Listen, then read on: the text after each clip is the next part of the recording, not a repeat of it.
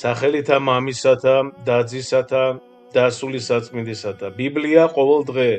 მოგესალმებით ყველას მეგობრებო, მშვიდობა თქვენ და თქვენ სახლს. ცხოვრება წმინდა მღვდელმოწამე კვიპრიანესი და წმინდა მოწამე იუსტინასი.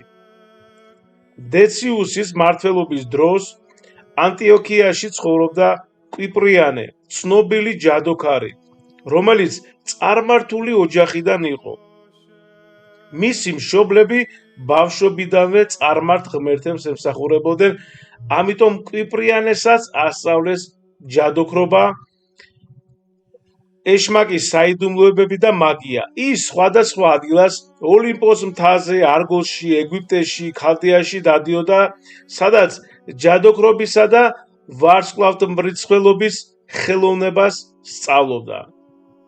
30 წლისთვის ის გახდა ძალიან ძლიერი მოგვი, რომელსაც ეშმაკები ემორჩილებოდნენ.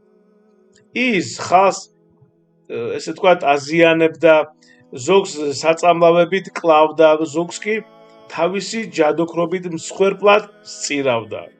ანტიოქიაში ყველა მისი ძალის ეშინოდა და თაყვანს სცემდა, როგორც დიდ ქურუმს. მეგობრებო, ასევე ქალაქში ცხოვრობდა ქალწული იუსტინა, რომელიც წარმართი მშობლების ედესისა, ქურუმი და კლეოდონას შვილი იყო.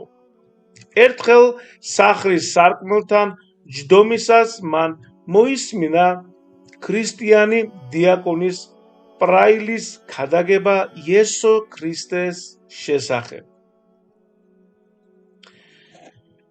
ამან იუსტინა დაინტერესა და მან დაიწყო ეკლესიაში სიარული, მიიღო ქრისტიანული რწმენა და თავისი მშობლების მოაქცია. მთელი ოჯახი მოინათლა, ხოლო მისი მამა ედესი მღვდლად დაადგინეს. იუსტინა ცხოვრობდა სათნო ცხოვრებით, ლოცულობდა, მარხულობდა, ქალწულებას ინარჩუნებდა და ქრისტეს ემსახურებოდა. ერთ ღამეს მდიდარმა ჭაბუკმა აღლადოსმა, რომელიც გარყვნილ ცხოვრებას ეწეოდა, ეკლესიაში მიმავალი იუსტინა დაინახა და მისი სილამაზით მოიხიბლა. მას სცადა მისი გულის მოგება, მაგრამ იუსტინამ ვარი უთხრა, რადგან თავი ქრისტეს საზლოდ მიუძღვნა. აღლადოსმა, რომელსაც ეშმაკი აცტუნებდა, გადაწყვიტა ძალით მოეტაცა იგი, მაგრამ მეზობლებმა გადაარჩინეს. მაშინ აღლადოსმა კვიპრიანეს მიმართა, რომ ჯადოქრობით მოეხიბლა იუსტინა. კვიპრიანემ გამოიძახა ეშმაკები, რომლებიც სცადეს იუსტინას გულში ცოდვილი ვნებების ჩაგდება, მაგრამ ქალწულმა ჯვრის ნიშანსა და ლოცვაში იპოვა ძალა, გაეძევებინა ეშმაკი. ყოველი მცდელობა წარუმატებელი აღმოჩნდა, რადგან ღმერთი იცავდა მას.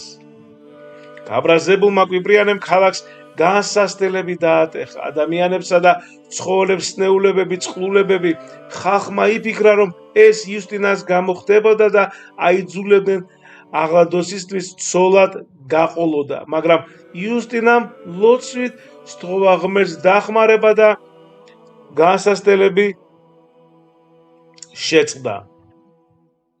ხალხმა ქრისტე ადიდა, ხოლო კვიპრიანეს დასცინოდნენ. კვიპრიანე, რომელმაც დაინახა ეშმაკის უძლურება და ჯვრის ძალა, გონს მოეგო. ეშმაკი მას თავს დაესხა, მაგრამ კვიპრიანემ ჯვრის ნიშნით გააძევა. მან მიატოვა ჯადოქრობა, თავისი წიგნები დაწვა, ეპისკოპოს ანთიმოს შეევედრა, მოენათლა და მთლიანად შეიცვალა. ის გახდა ერთგული ქრისტიანი, მოგვიანებით მღვდელი, შემდეგ კი ეპისკოპოსი. იუსტინას მონასტრის იღუმენად დაადგინეს. ორივემ ბევრი წარმართი მოაქცია ქრისტიანობაზე. წარმართებმა ისინი მმართველს ევტოლმის მიუსიეს, რადგან ქრისტეს ადიდებდნენ. მმართველმა სცადა მათი რწმენის შეცვლა წამებითა და დაყვავებით, მაგრამ ვერაფერს მიაღწია. კვიპრიანე და იუსტინა მდუღარე ქვაბში ჩაყარეს, მაგრამ ღმერთმა ისინი უვნებლად გადაარჩინა. საბოლოოდ ნიკომიდიაში მათ თავი მოკვეთეს, ეს დაახლოებით 268 წელია. ერთ-ერთმა ქრისტიანმა თეოქტისტემ მათთან ერთად აღიარა რწმენა და ასევე მოწამედ აღესრულა. მათი სხეულები, მეგობრებო, რომში გადაასვენეს და პატივით დაკრძალეს. მათ საფლავებთან ხდებოდა სასწაულები, მათ შორის სნეულებათა განკურნება.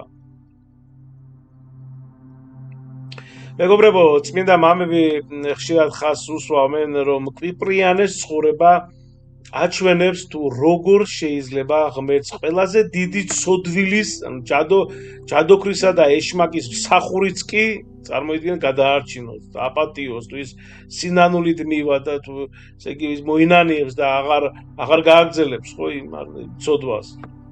ამა თუ იმ ცოდვას და თუ ის გულწრფელად რა თქმა უნდა ინანიებს. კვიპრიანე, რომელიც ეშმაკს ემსახურებოდა, ღმერთის წყალობით გახდა ეპისკოპოსი, ის გვასწავლის, რომ არ არსებობს ცოდვა, გესმით, არ არსებობს ცოდვა, რომელიც ღვთის სიყვარულს ვერ გადაწყვეტს.